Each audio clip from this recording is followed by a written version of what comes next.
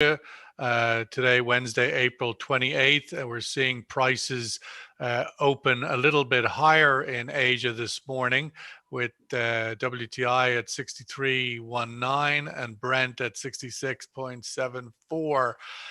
Let's kick off our daily commentary with Vandana Hari, founder and CEO of Vanda Insights, sitting in Singapore.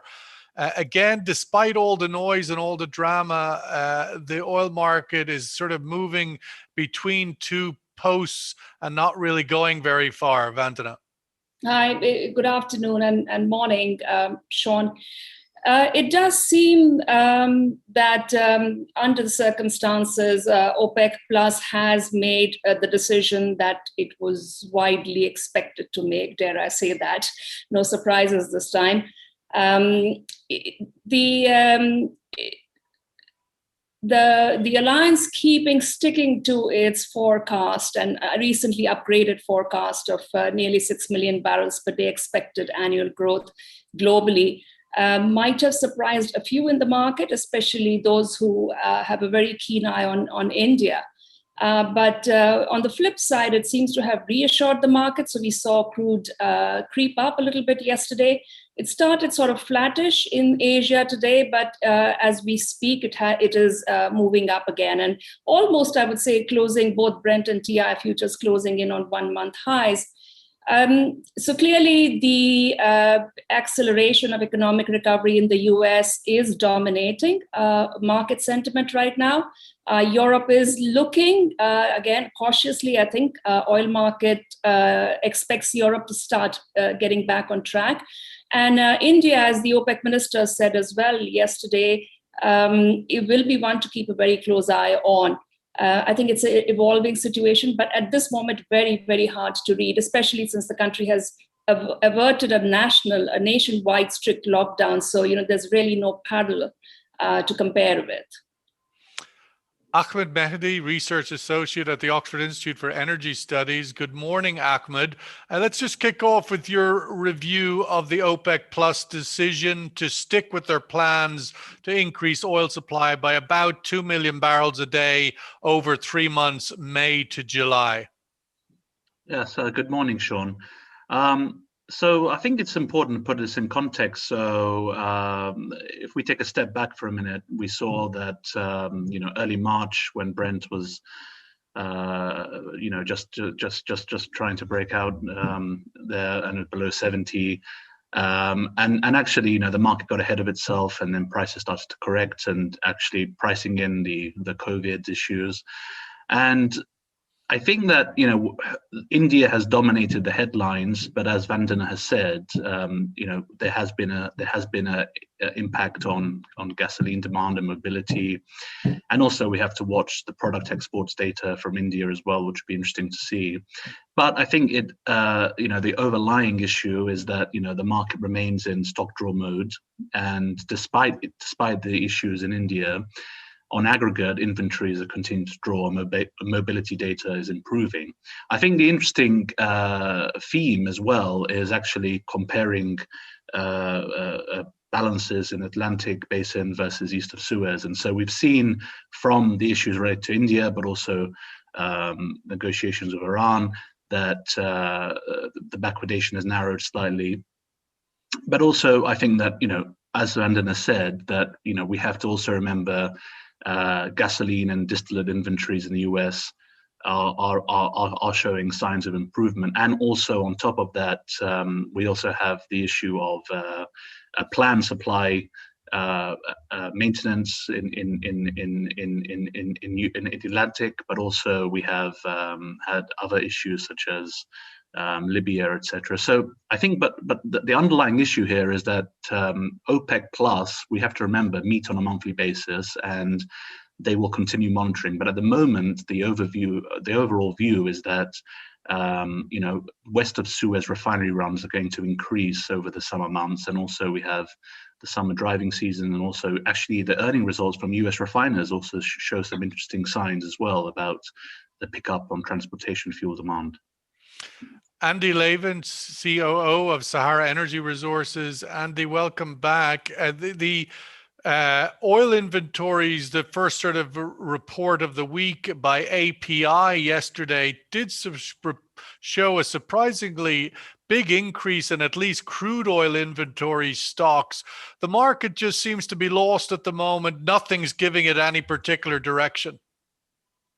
I think that's a very fair comment. I mean, reflecting on some of the conversations that have happened earlier this week, I think in general, the signs are relatively positive. Things are getting back to normal, demand is recovering.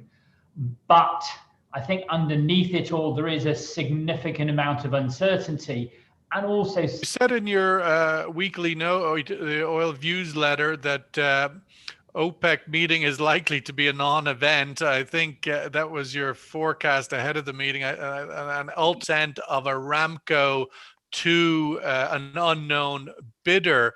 I mean, ultimately, it seems that OPEC have locked into this 3-month deal, and it'll take something significant to shake them out of it.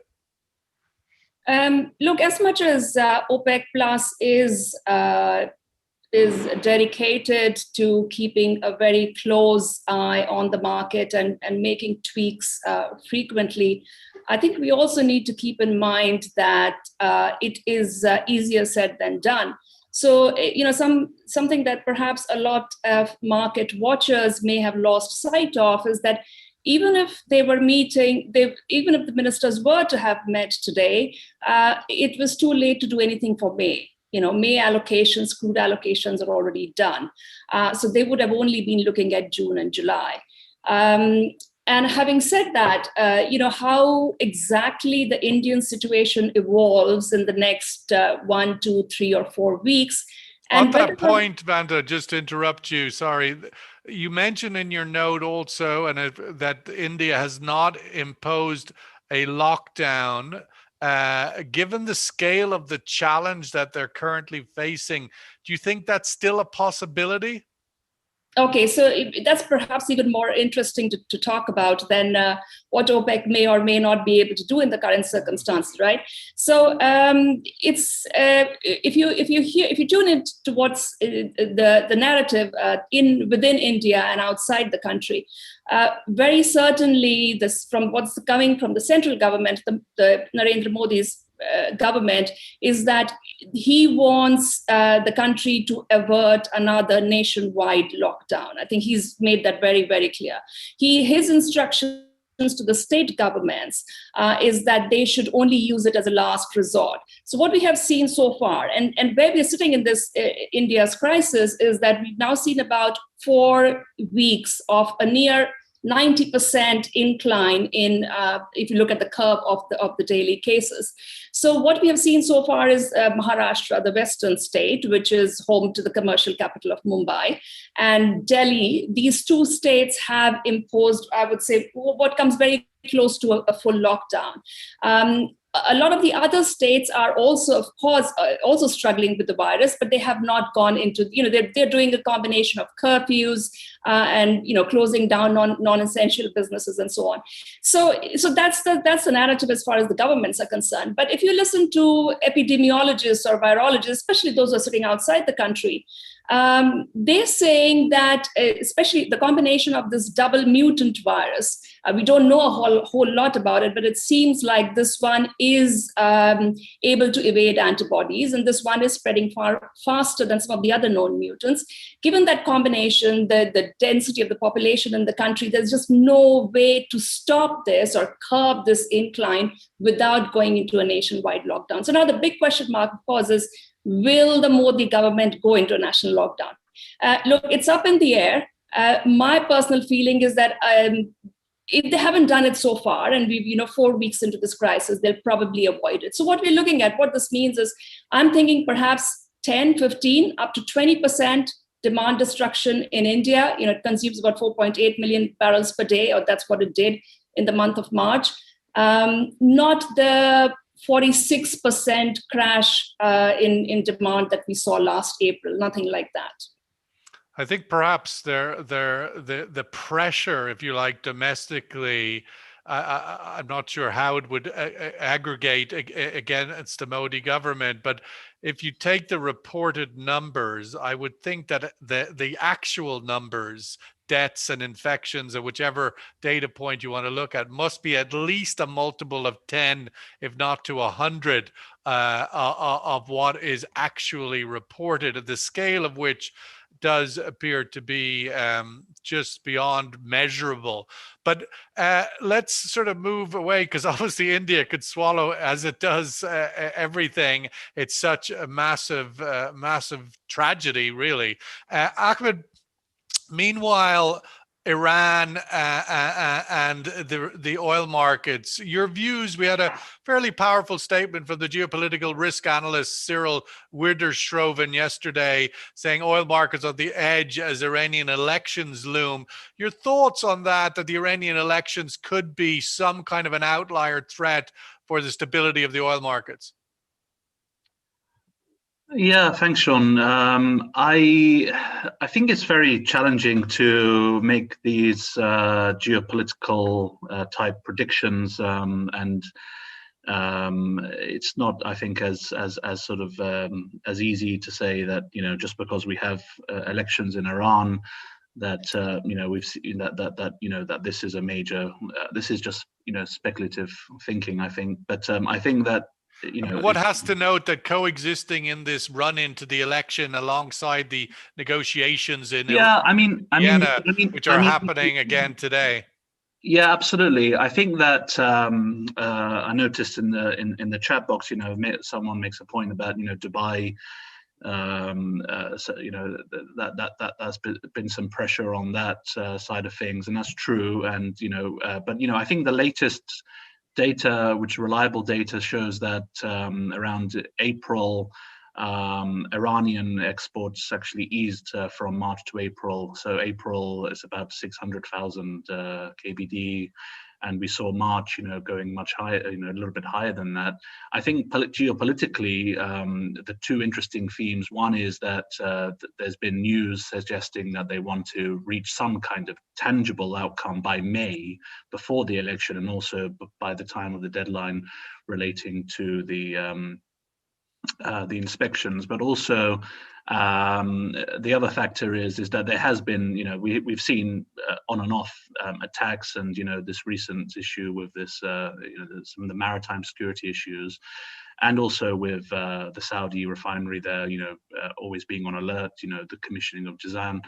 But I think in saying all of that, the realistic assumption here for the timeline is that not until the end of the year do you see some kind of uptick in Iranian exports beyond the range-bound, you know, 600 to 1 million that you tend to see beginning to emerge on the market. I think that with east of, as I said earlier, I think the interesting theme here is that you start to see some loosening on east of Suez, you know, with Iran, you know, the issues with India, and also relating to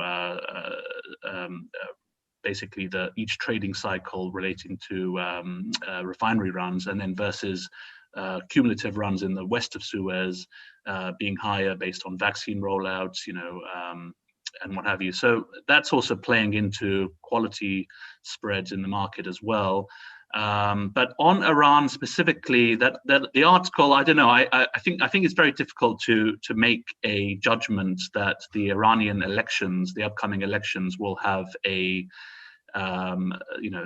I think the thesis ultimately is that we're seeing so many flashpoints in recent weeks: a drone here, a little bomb on a ship there. There's like all of these near misses that could become, let's just say, if the elections go a certain direction, no longer near misses. I suppose there's a lot in the kitchen at the moment that one could say could get quite hot. But Andy, despite the challenges of India and a demand recovery in different parts of the world, the U.S. Consumer Confidence Index yesterday reported a 14-month high. Things are really steaming ahead in the U.S. on the 100th day of the President Biden's election. It looks like a lot of confidence, even now talking about taking away face masks in certain situations in the U.S. No, I certainly, and I think it draws into stark reality the two-path recovery that gives me the most concern globally. Whether you look at the US and the UK and vaccine nationalism, whether you look at the tension that's going to exist in places like the US. I mean, there's articles basically saying that they're now going to find it more difficult to get more vaccines into more arms in the US. And they are way off herd immunity from a vaccination or a case perspective. So the challenge you have is that on one side you have the markets looking at the world saying everything's great, guys, and then you have real reality where people have no vaccines, where they don't have anything that they can work on, and they need to go out irrespective of what's going on. And I think for me this black swan event that does concern me is something that we really do need to think carefully about. Vanda, it does seem that the price of every commodity we talk about, could India be the engine of the next commodity super cycle? It looks like China is doing it once again, and perhaps other places helping out. But we've got the 3-month price of tin at a 10-year high. We've got lumber at record highs. We've got copper, the soaring price of everything. And yet the monetary policy makers are telling us, no, inflation's not an issue. This seems to be a hard narrative to hold on to when we're seeing every commodity, not just up a few percentage points, but literally doubling, tripling.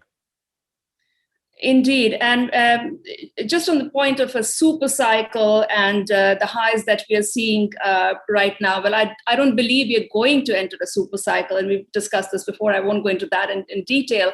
But the thing is that, yes, China is buying much more.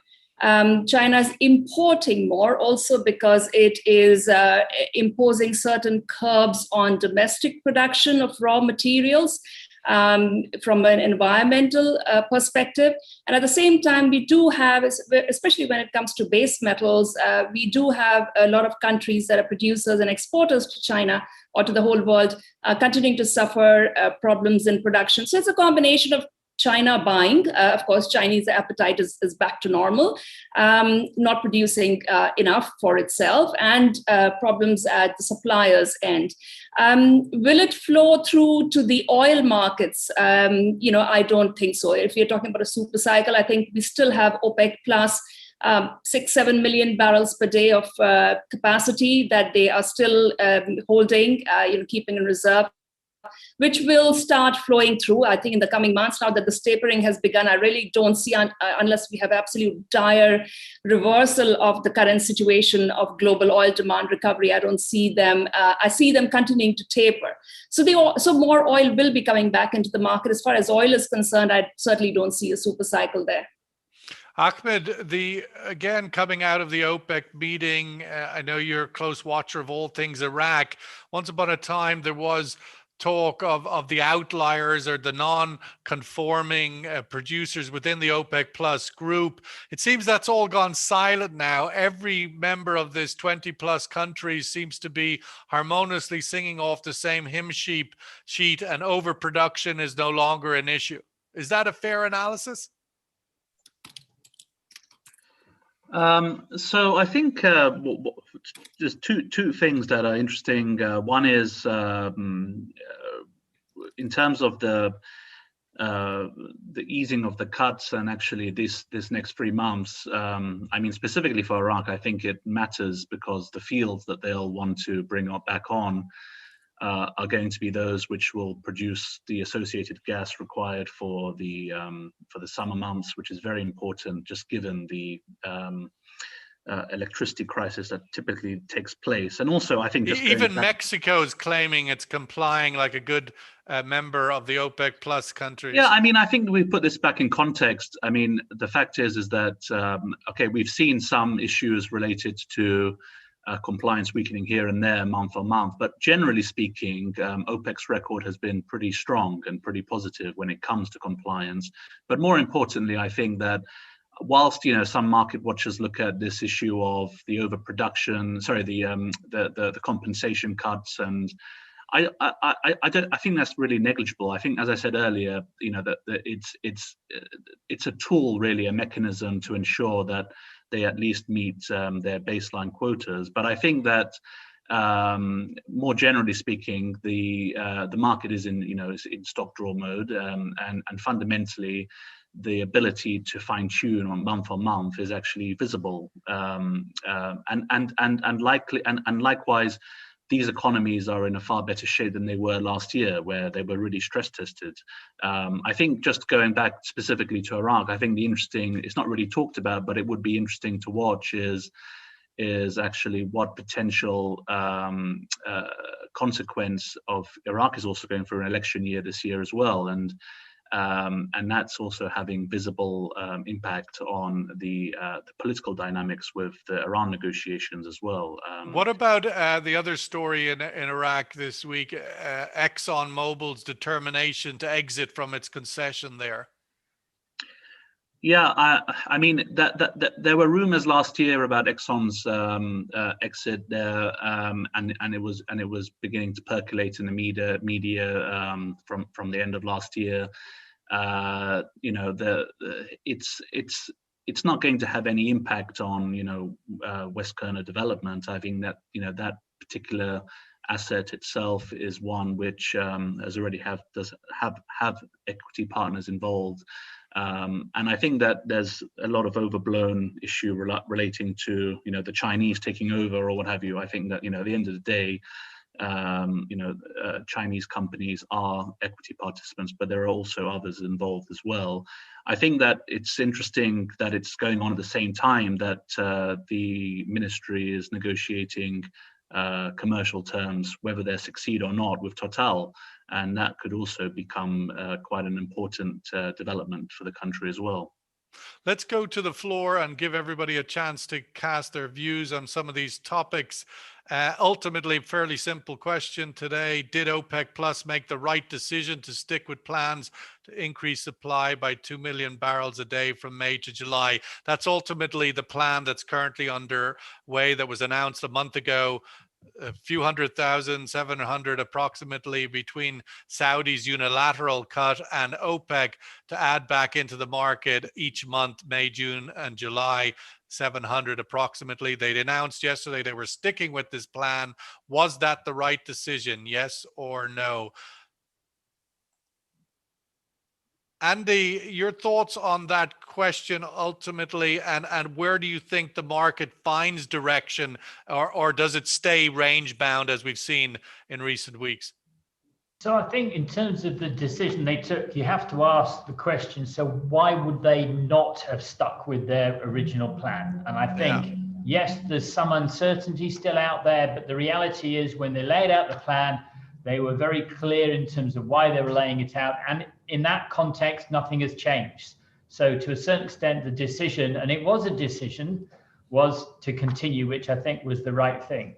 I think the trouble is when you start to look at the data that sits outside it and the keenness the market has in terms of pushing the prices up. And that probably plays into their thought process as well, that although there are a number of big uncertainties in the future, as long as the market keeps moving forward, moving upwards, and you have all of these banks basically talking about much, much higher prices, then the last thing you want to do is kind of indicate that you may not be in the same place and there may be some softness that you don't want to admit. So I think all in all, steady as we go is the right thing to do, and let the politicians play in terms of the uncertainties.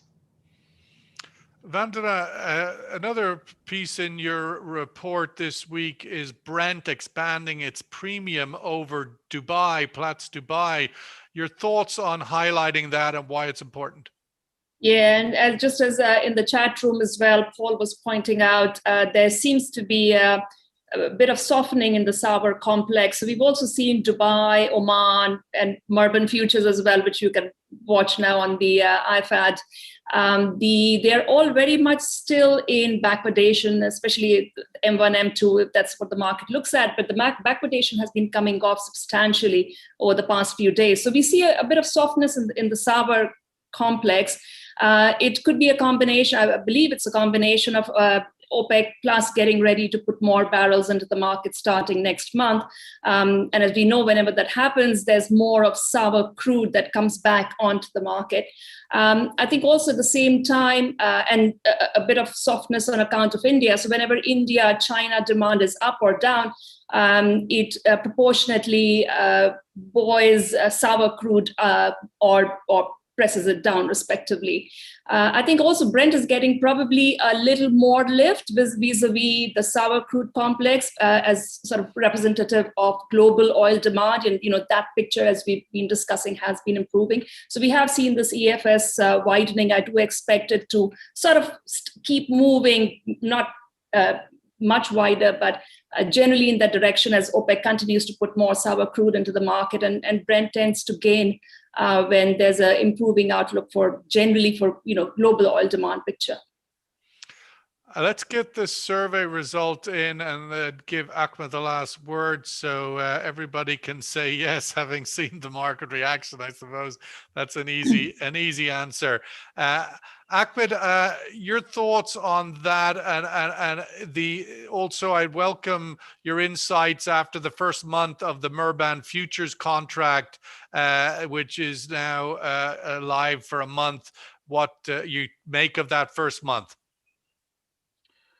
So yeah, I think the audience, sorry, the box has gone there, but I think it was about a good 70-80% saying it was right. I mean, it's not necessarily that there you are, 80%. So I think that just going back to some of the overview of what we've said, okay, so we've got loosening on East of Suez, softening on sour crude, Atlantic Basin tightening up a bit. I think, as I said, I think that the fact that they're meeting monthly, that they can actually revise that decision depending upon what's happening. The next meeting is on May 28th. Right, exactly. And I don't necessarily think that there's been a lot of attention paid this week, including on the media headlines with India, and as Vandana said, that impact is also important to see whether it results in any policy decision on lockdowns or what have you. So I think that it's being offset to a certain extent by, just look at the Chinese data, look at, US gasoline demand, the vaccine rollout, and West of Suez refining runs ticking upwards, and also just those Brent Dubai spreads as well, which tell you that story. On Murban, actually, I have a discussion tomorrow with ICE about that, and it's interesting because there's been a lot of discussion about the percentage of trades that are actually just block trades, and in fact, what's activity looking like, and also some questions about the equity lifters, and also some interesting questions about the cost of trades as well. But in saying all of that, it is just month one, and there are some small teething issues, but fundamentally, I think all of the fundamental issues that we've talked about in the past, Sean, in terms of what makes this futures contract important, still exist. And as Vandana says, that the flat price is also important to watch as well on that contract. Okay, well, let's wrap it up there. It would seem that despite all of the dramas, as we've noted, and particularly the great challenge that India is facing, which from an oil market's point of view is a demand destruction issue. We also have Japan with some demand destruction, but then we have US showing week to week a sort of bionic sense of recovery.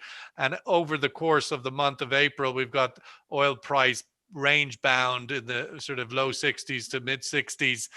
So nothing there of this scale, whether it be forecasts of 10% growth in India or 6.5% growth in the US, still stuck in that range bound. So it'll be interesting to see. Of course, OPEC's decision seems to keep it right in that sweet spot. Everybody's happy. Vandana, thank you so much for your time this morning from Singapore. Ahmed up early from London. I'm sure it's a lovely spring day to get you out of bed. Andy, thanks so much joining us from Dubai. And everybody else, thank you for your time. We'll catch you later in the week. All the best. Thank you.